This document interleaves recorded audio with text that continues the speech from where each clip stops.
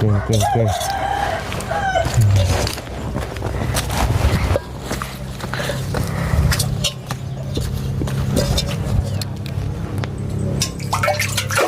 ก่าเธอนี่มันไม่เป็นสวนใดแต่เก่าค่ะมันเป็นอะไรใช่มันเป็นป่าเป็นป้าไผเฮ็ดเป็นสวนนี่ครับพ่นอนอยู่นี่เนาะโดยพี่น้องเลยเนาะไปทำลายจังเบียดดอกตัวใดเขาถามไปเจ้าตอบได้เจ้าก็ตอบเด้อเด้อโดยคันตอบบ่ได้เจ้าก็บ่ตอบก็ได้เนาะเพราะว่า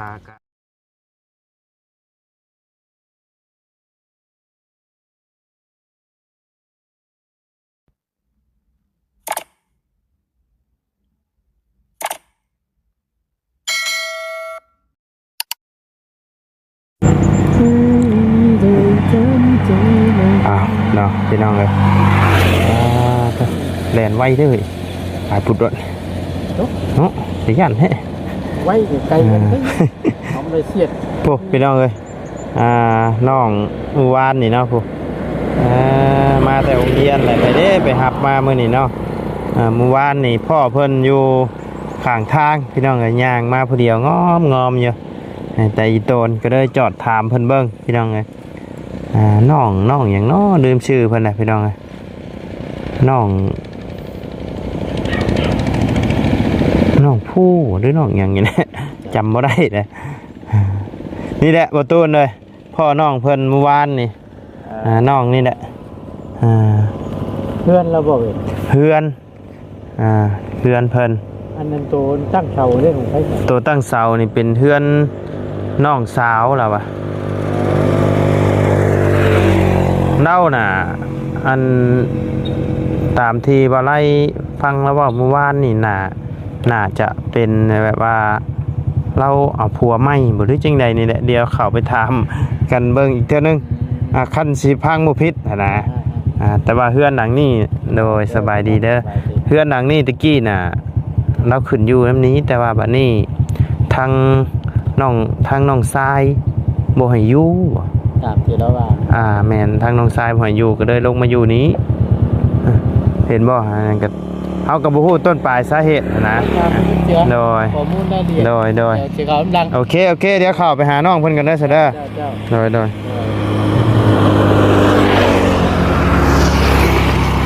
เอาไวใช่ป่ะ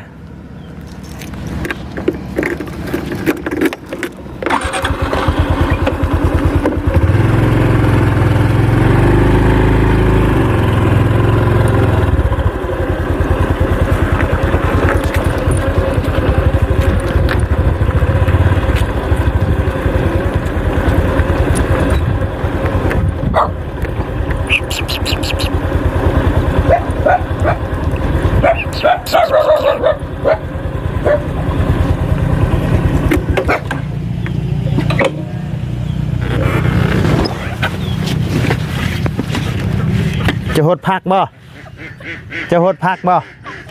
หดพัก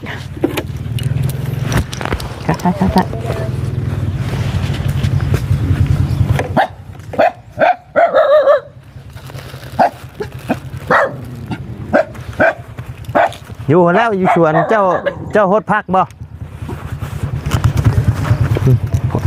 หดพักไปเดี๋ยวเราว่าเอาสิโปรโมทให้นี่เจ้าฮดและพักนะฮะฮดดูฮดพักให้ได้ระบ้าเบิ้งดูไปฮดพักให้ระบ้าเบิ้งไปฮะเปิดใดไปเดี๋ยวระบ้าใส่กินขนมนี่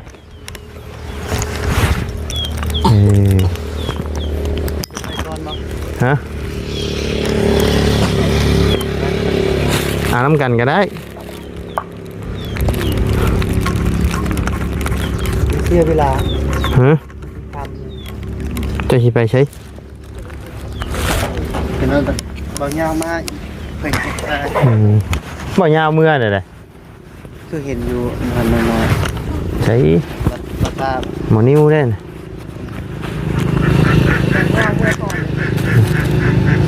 ขอยาวเมื่อแหละเพิ่นมาแวะนี่บ่ เคยได้ยินจริงนะ เขาเคยได้ยินแต่ชื่ออืม เขาเจ้าเมาเสียงเมาอีจัง เออ เขาบ่นกับอะไร เลย ผู้ชมชักเบิ่งเนาะว่าเบิ่งเขา เลยเด้อ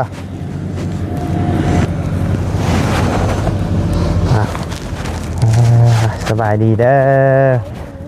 เฮ็ดหยังสิลังสิฮดพักบ่เอออืมเจ้าก็ฮดเป็นบ่เจ้าก็เป็นไปฮดให้ละว่าเบิ่งแน่ซะอ้าวหนีบไม้ให้ละว่านั่นล่ะ หนีบไหม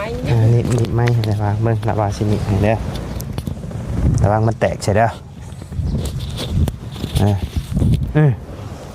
อย่าให้ไม้ถึกน้ำเด้อโอ้หมกพริกเจ้างามเนาะพริกเจ้าเนาะ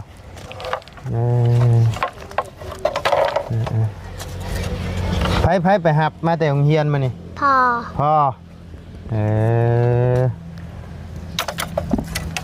มาฮอดแต่ดนนะบ่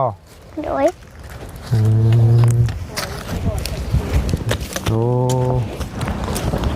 โอ้มะเขือลายเนาะปลูกขายบ่ฮะ ปลูกขาย ปลูกขาย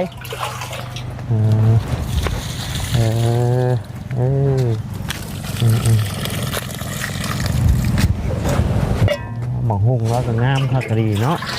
เขียวงามครับพี่น้องเลย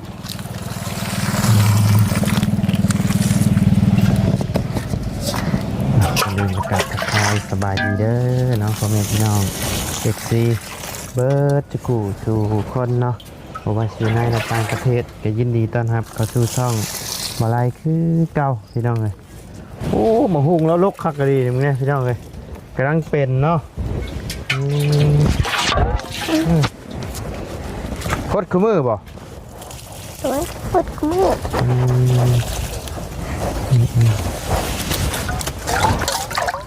ไผ่แต่ไผ่ปลูกนี่ พอ พ่อพ่อแล้วพ่อไปใช้ใช่ไหมนี่ ไปเห็ดเวียกเจอ ไป เขา เฮ็ดเบี้ย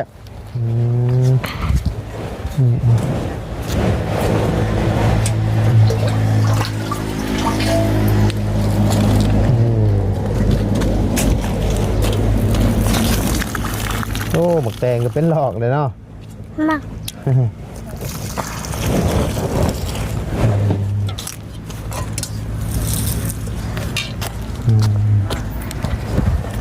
น้องเจ้าชื่อน้องหยังนะ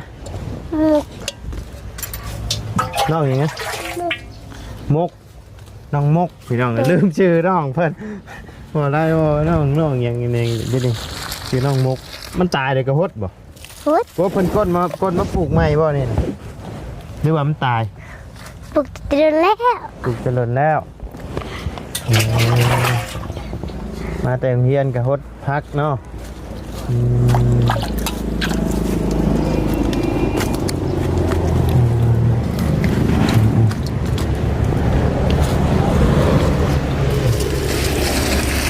เพิ่นมาเห็นว่าไล่ยางมาแล้วเพิ่นก็เลยว่าสิหยุดฮดก่อนเพิ่นบอกพี่น้องว่าไล่ว่าฮดเลยแบบเนาะก็ต้องสิฮดพักพี่น้องเลย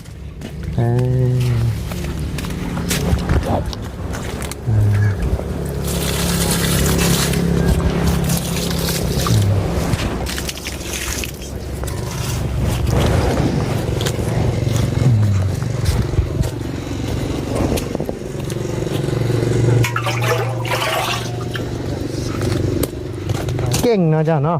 โดย ปกติเด็กน้อยจำนี้บุรกล้าว่าน้ำได้พี่น้องเห็นนี่เล่นป๊บตัวใดโอ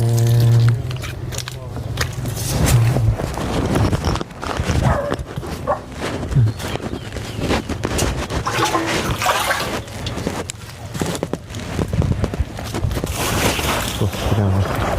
หมกเกลือ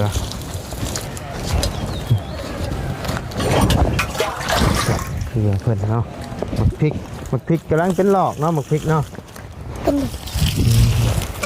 เจ้าคือบ่เปิดไหลสีดใช่เด้อ วันนี้บ่มีเงินซื้อ เอาจะบ่ได้ใช้น้ำไหลบ่ใช่ ใส่น้ำใดแต่พอได้ใส่นี่พอฮดอยู่ โอ้ไหลที่จะใช้มันเป็นของไผใช่บ่แม่นของเจ้าบ่ ของเขา อ๋อคือว่าบ่มีเงินชื่อใช่ อันน่ะฉันได้พ่นน่ะบ่มี โอ้บ่ได้เจ้าได้มาแต่เจ้าสีดมันนั่นเลยบ่ได้บ่ ขอมาสั้น ท่อตัน ทอสั้น ท่อสั้นโอ้ท่อมันสั้นพี่น้องก็เลยหดเอาเนาะอืม เสียบมากกะใส่โอ่งนี่ โอ้มีแต่เปิดมาใส่โอ่งนี่เนาะ โอ้ย เออ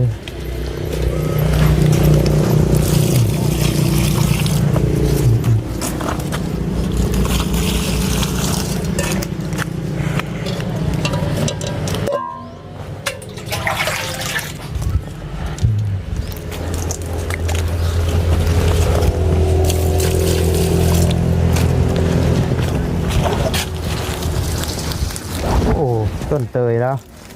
คักแค่นี่ ให้ต้นเตย เตยหอมเนาะ โดย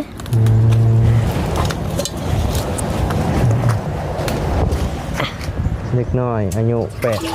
8 ขวบเนาะพี่น้องเลยผู้จักปลดพักรดต้นไม้เนาะปลูกซอยพ่อซอยแม่ได้ถือว่าเก่งนะพี่น้องเลย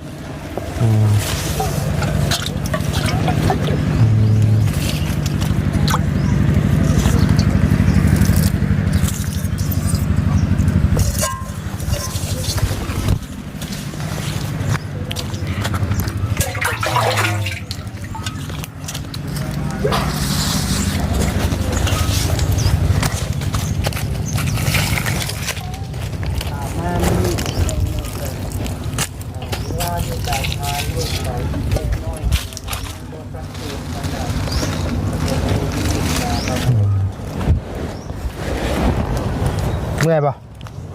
บ่เมื่อย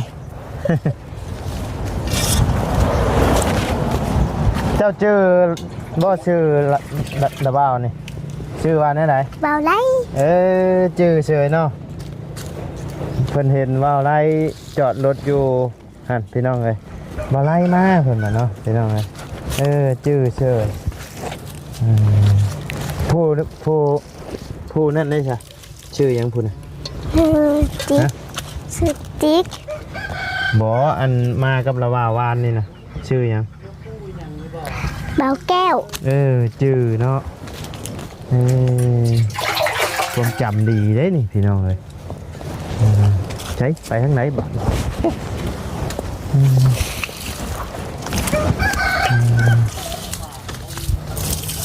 ฮดคู่มือบ่ โดยตอนเช้าก็ฮด ตอนเช้าก็ฮดตอนแดงก็ฮด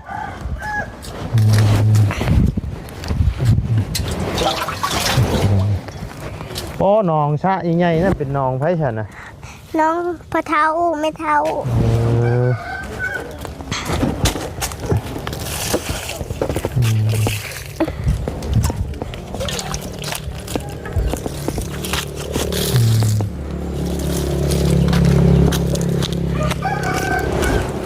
จริงเนาะเจ้า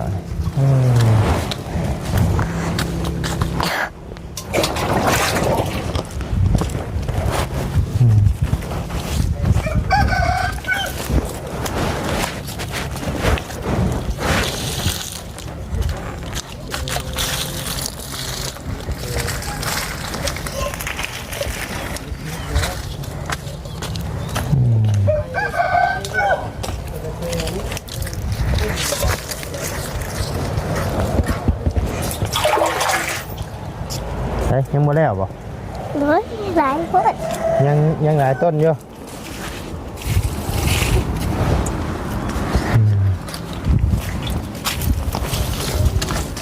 ต้นยังจะหดใช่ ตัวหมักลำไย ต้นน้ำไยบ่ โดย แล้วว่าต้นไม้ต้นในมันเกิดใช่ได้ต้นน้ำไยเนาะมีแต่แนว ต้นเนื้อกินเพิ่นพี่น้องอืม ต้นตัวใหญ่กับแม่น่ะต้นตัวสูงๆอ่ะ นั่นบ่ เอ้ย เออ ใหญ่ เป็นดอกเลยเนาะ ยัง เด้เป็นดอกเลย ยังอ่ะนะ บ่แม่ ไม่ นบ่ ยอดไม่อ่อนมัน ใบอ่อนบ่เออ ป แล้ว ลูก ว่า กี่ ว่า หลาย ดอก ปี มัน เล แหละ ย เออใบอ่อนเนาะ มันยังไม่ได้เกิด เออใบอ่อนพี่น้องเอออืม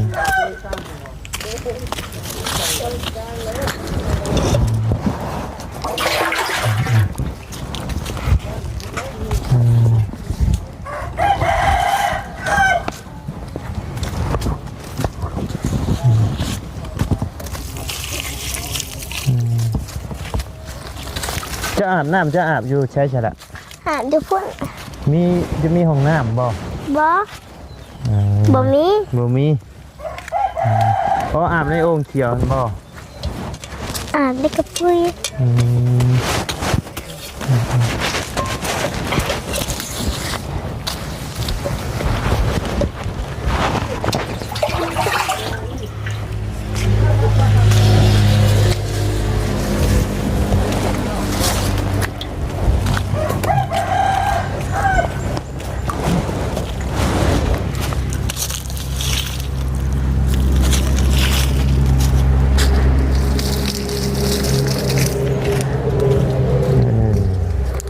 เก่งเก่งเก่งเก่ง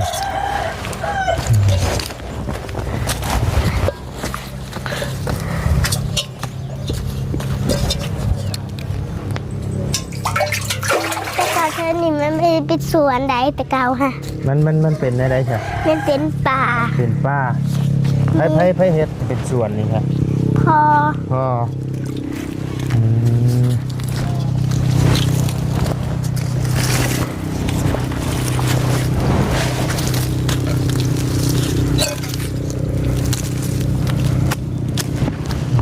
เรียบร้อยบัดนี้ย่างบ่ แล้ว อืม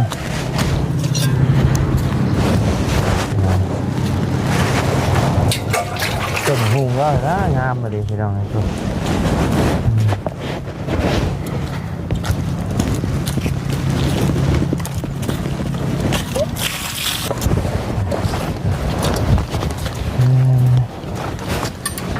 เมื่อยนะนี่เนาะมันสายยางมันบ่เทิงเมื่อยบ่บ่เมื่อย สวย เออคอยเด้อคอยเด้อเอาได้แล้วบัตรนี่พอละพอแล้วบ่ยังบ่ได้เอาบ่ เอ้ยยังต้น ยังอีกต้นหนึงเออ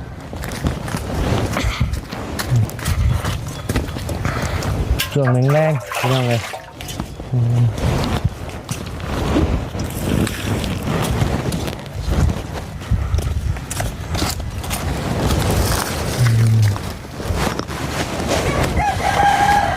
มันเป็นพลานหินเนาะเป็นหินแถวนี้อืม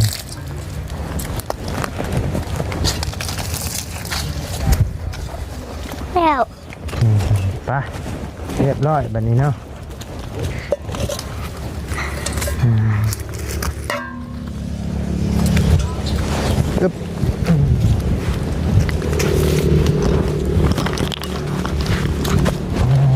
จ้ะปิดไว้แบบนี้งัวควายสิเขา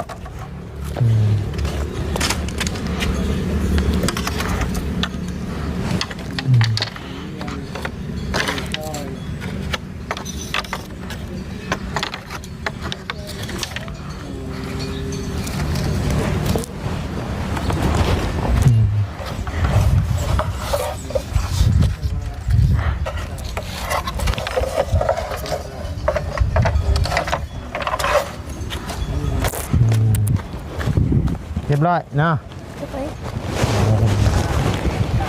ต้นมะเขือแห้ง มาแข้งคมบ่ โดยต้นบอน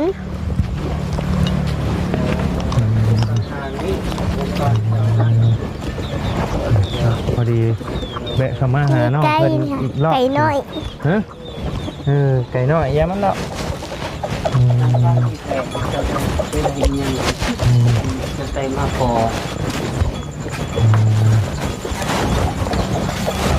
เนาะ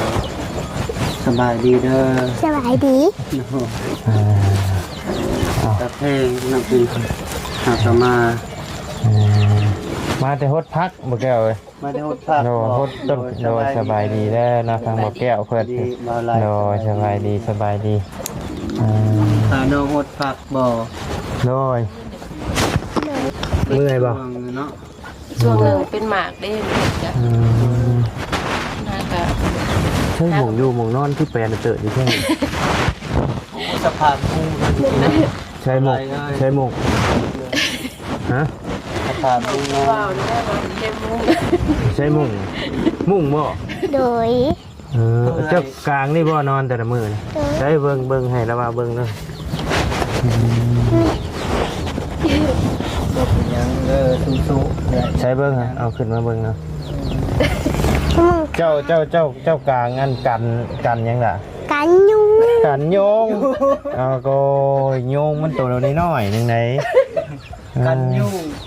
บองเด้ นะครับ ลูกไทยแต่เข้าได้กันบอง กันยุง เอาพอดีว่าเมื่อวานนี่กับเฮากับพ่อเพื่อนเฮาก็ยังไม่ได้ถามอิหยังรายละเอียดเนาะมาเพิ่นอยู่จังใดกินจังใดเนาะเรื่องครอบครัวของเพิ่นเนาะ มียังกินแรงจ้ะ บ่มีหยังจำแจว จำแจ้ว จำแก้ว สังเกตดูคืนนี้ จำแก้วนั่นก็คือ จะไม่ได้ไปก้านเขียดบ่ บ่ ไม่ได้ไป เป็นยังคือบ่ไป บอกเพิ่นไม่เป็นหยังบ่เป็น บ่มี บ่มี มันบ่มีเขียดบ่ โดย เก่งเนาะบ่เล็กน้อยๆก็บ่เก่งสินะ อะไรเอ้ย จักปีแล้วนี่เอ้ย จะเปรี้ยวเดี๋ยวนี้ ปีหนึ่งมันก็แนวใส่คุเมอร์เนาะฝนถึง โทษเด้อเด้อเฮาถามในเรื่องอยู่เรื่องเจ้าของเจ้านี่เจะอยู่นี่มาตลอดบ่ดื้อจังใดแต่ก่อนเคยอยู่ใส่มาก่อน อยู่ในนี่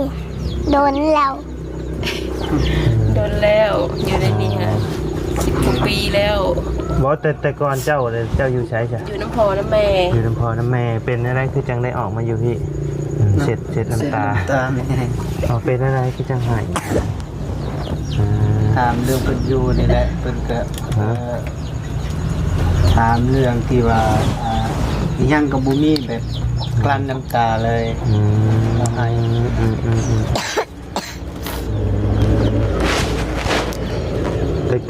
ตะกี้น่ะอยู่น้ำยาบ่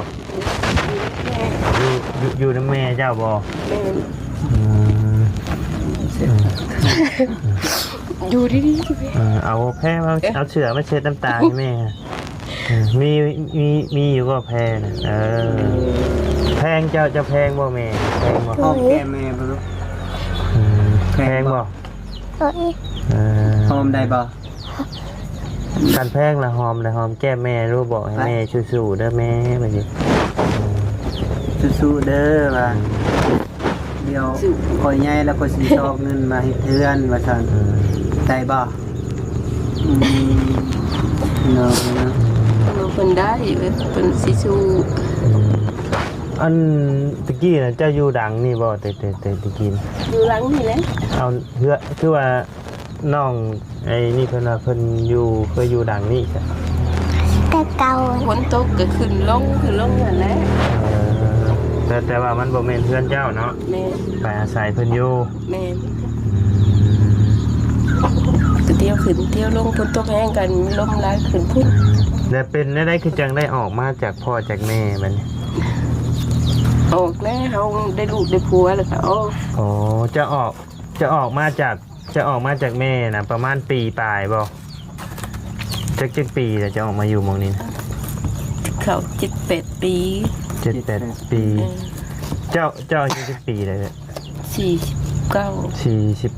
เกิดปี1977เด้ เจ้า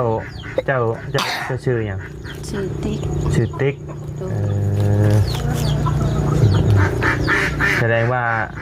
ก็ได้กับทางอ้ายเราเจ้าหาสิเอากันบอก ดู 7-8 ปีแต่กะมาได้น้องคนนี้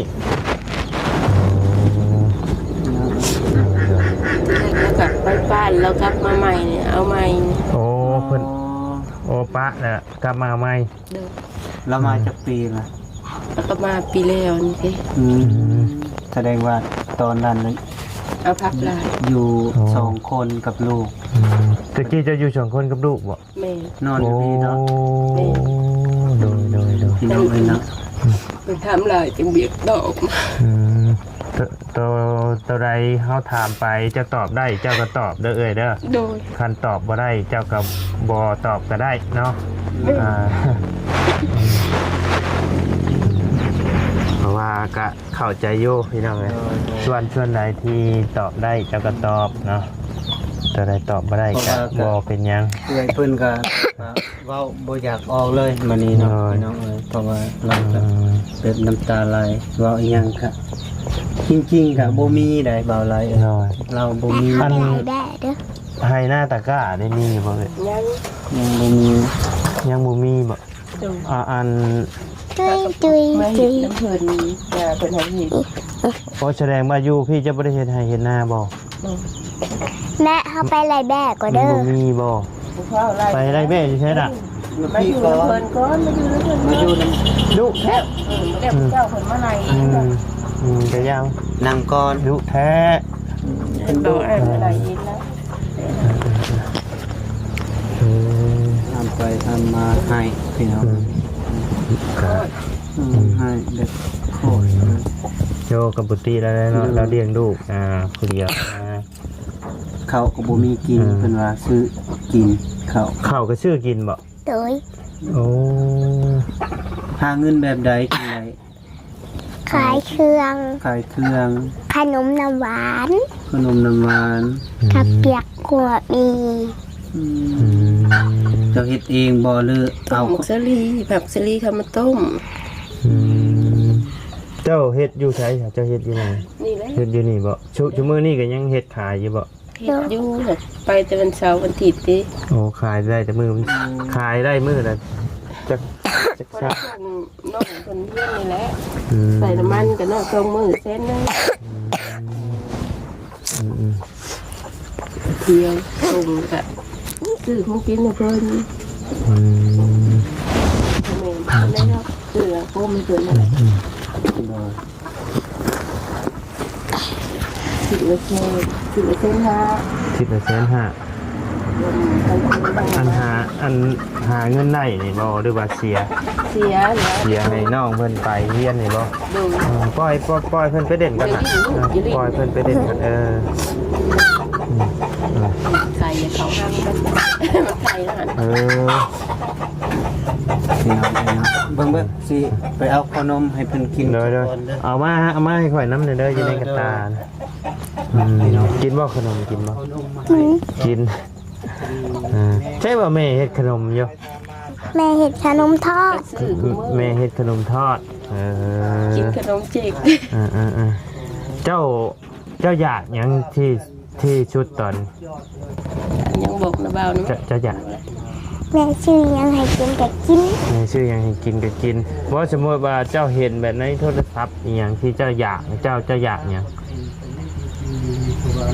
จากขนม อยากขนมโอ้ใครอยู่อยากขนมเนี่ยมีอยู่ขนม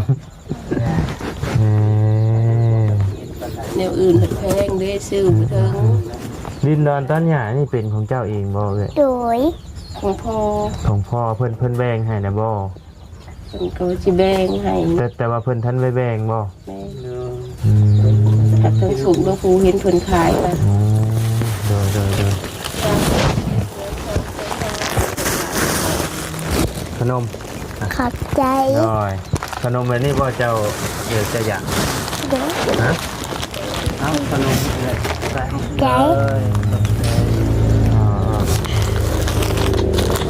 ดมกัน ลินลี่ กินดีแล้ว ซื้อลิลลี่ โอ้สื่อเนาะ มาได้เลย ของแพงเพิ่นเด้ เออ ลิลลี่ มันนั่ง ให้เพิ่นนั่ง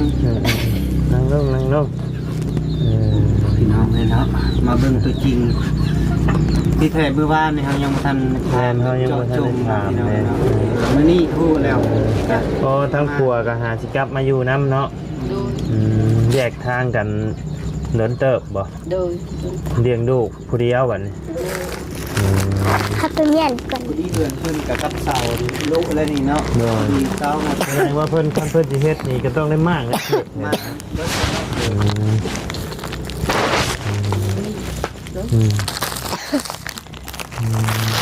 ห้องนั่นเป็นห้องนอนไผซะห้อง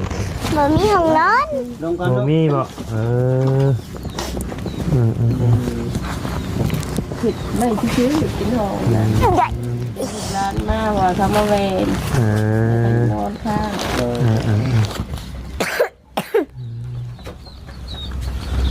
เจ้ามีลูกแต่คนเดียวนี่บ่เอ้ย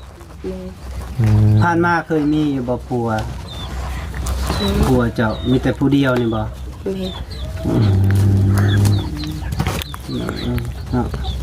แพงแม่อยู่บ่แพงเนาะ หอมแก้มแม่บ่ลูกสิเบิ่งกัน คันแพงนะหอมแก้มดูเอ้ยบ่คนบ่แพงแม่นะนี่ หอมไม่เป็นว่าแพงแม่ว่า เนาะเนาะพี่น้องเนาะพอดีถามเรื่องราวกับประมาณนี้แหละพี่น้องเนาะก็มีหยังก็ถึงว่ากันเด้อพ่อแม่พี่น้องทุกคนทางเบาไรสบายดี สบายดีเด้อคุยกับน้องเพิ่น ลาก่อนพี่น้อง สบายดี โดย บายดี สบายดีล่ะเด้อมีหยังก็สู้ๆตั้งใจเด้อเด้อโดยจะชีวิตคนเฮากับประมาณนี้แหละ แม่ บ่พอเพียงเท่าไรดอกมีใครก็ เอาให้แล้วบ่าวแล้วบ่ มีแต่ว่าสู้ๆนำกันเด้อ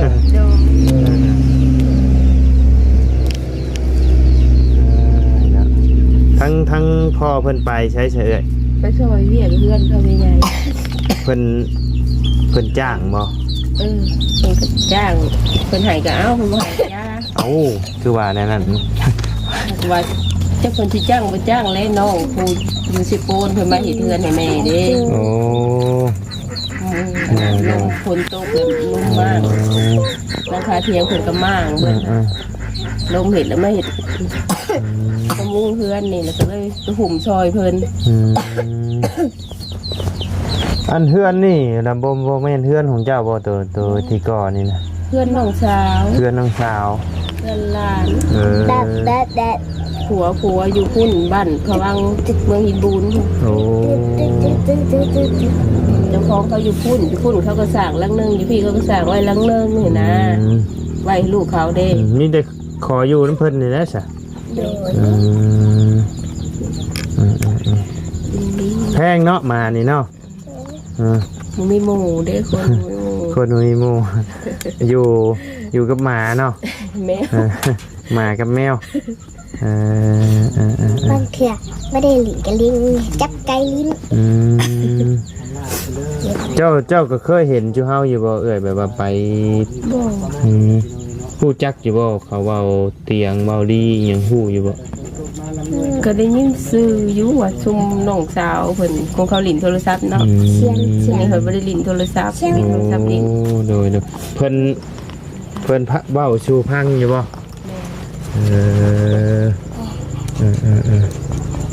เขาเบายาวเบาจังเบาเชียงเบาจังเขาเบิ่งในโทรศัพท์ผ่านร้านเพื่อนใหญ่นะฮู้ โอ้โดยเบาเหย้าเมื่อแหละบ่ต้องเบาเหย้าบอกเพิ่นแบะอยู่ตายน้ำกันนั่นแหละแต่ว่าเพิ่นเมื่อก่อนน่าจะเมื่อก่อนนั่นน่ะโอเคเสยเด้อสู้ๆเด้อเนาะที่นอนกับบริมีอย่างเลยบ่นี่นะพานี่ใช่โอ้เอาอันนี้ผาวัดอันปกเขาอันนี้เนาะข้างหลังนี่เป็นพากระจาดแต่ว่ามันชอดไปแล้วเนาะเปลี่ยนคุกฟิล์มหักชอดเปลี่ยนที่แล้ว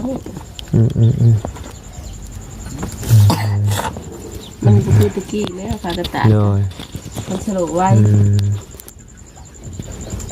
ข้าวหน้ามันก็ชื่อข้าวโลกินดิทั้งพ่อทั้งแม่บ่ได้มีให้มีหน้าให้เฮ็ดบ่จ้ะนี่ก็หน้าเพิ่นเฮ็ดน้ำกันแต่มันบ่หลายบ่แม่ได้ปีจักเชาะ 450 อืมอืมอืมอืมอืมอืมเอาโอเคฉันเนาะมีแต่ว่าทั้งเฮากลับก่อนเด้อเอ้ยเด้อบัดนี้เด้ออยู่ดีมีแห้งเนาะจังใดก็สู้ๆกันมีเรื่องราวในไรเดี๋ยวเฮาสิมาบอกให้ครับผู้อีกเทื่อหนึงเด้อ โดย โดยอืมไปกลับก่อนเด้อเอ้ยเด้อ โดย โดยสบายดีเด้อ จ้าสบายดี ไปพี่น้องเลยสำหรับคลิปนี้ก็ล่ำลาเด้อพี่น้องเลยพบเจอกันคลิปหน้าเนาะขอบคุญขอบคุณพ่อแม่พี่น้องใน FC เปิดจุกูสู่คนเนาะที่เข้ามาติดตามนะครับส้มทั้งสองบาไลเนาะสำหรับคลิปนี้ล่ำลาเด้อพี่น้องเลยสบายดี